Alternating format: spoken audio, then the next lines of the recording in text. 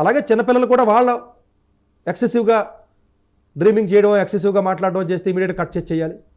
Social మీడియాస్కి దూరంగా పెట్టాలి. ఇష్టం వచ్చిన ఇవన్నీ రకరకాల చూసి ఇప్పుడు సూసైడ్లన్నీ ఇప్పుడు సోషల్ మీడియాలోనూ లేకపోతే యూట్యూబ్లో చూసి కూడా లేకపోతే గేమ్స్ ఆడటం, లేకపోతేనేమో బెట్టింగ్లు చేయడం, లేకపోతేనేమో ఇలాగ చంపడాలు, చావడాలు, ఇవన్నీ కూడా ఈ సోషల్ మీడియా యూట్యూబ్ల వల్ల జరుగుతున్నాయండి. ఇవన్నీ కూడా ఇవన్నీ దూరంగా పెంచడం, బ్యాడ్ హ్యాబిట్స్ దూరంగా ఉండటం, బ్యాడ్ ఫ్రెండ్స్ దూరంగా ఉండడం చేయడం, వీళ్ళంత వరకు కూడా ఎక్కువగా స్పిరిచువల్గా బాగా దగ్గరగా ఉండడానికి ప్రయత్నం చేయడం, ఇలాంటివి చేయడం వల్ల కొంచెం మీకు ఎప్పుడైతే స్టెబిలిటీ ఆఫ్ మైండ్ వస్తుందో మీకు డెఫినెట్గా వాళ్ళు తీసుకునే డిసిషన్స్ ఎప్పుడు కూడా కరెక్ట్గా ఉంటాయి. అందుగురించేనంటే రామాయణంలో ఒకటి ఉంటుందండి, ఒక శ్లోకం యొక్క మీనింగ్ ఏంటంటే, ఎప్పుడో 20-25 ఏళ్ల క్రితం నేను ఒక టెంపుల్లో ఉండి వింటున్నప్పుడు నాకు విన్నానండి నేను.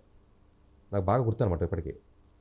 మనిషి టెన్షన్లో ఉన్నప్పుడు, బాధలో ఉన్నప్పుడు వాడు తీసుకునే డిసిషన్లో 30% కరెక్ట్ ఉంటుంది, 70% రాంగ్ తీసుకుంటాడు అంటాడు.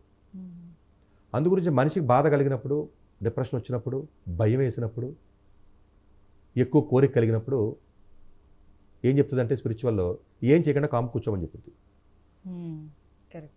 డిసిషన్ తీసుకోకూడదు.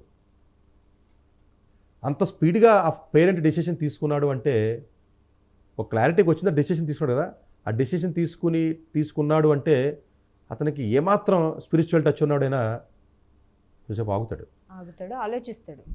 ఎన్నో దెబ్బలు తగిలిన తర్వాత నేను లైఫ్లో పాటించిన అతి తక్కువ 4-5 ఫార్ములాస్లో ఇప్పటికే ఇదొకటండి. బాగా ఎక్కువ పని ఉన్నా ఏమి చేయకుండా కూర్చుంటాను నేను, బియాండ్ నా కెపాసిటీ.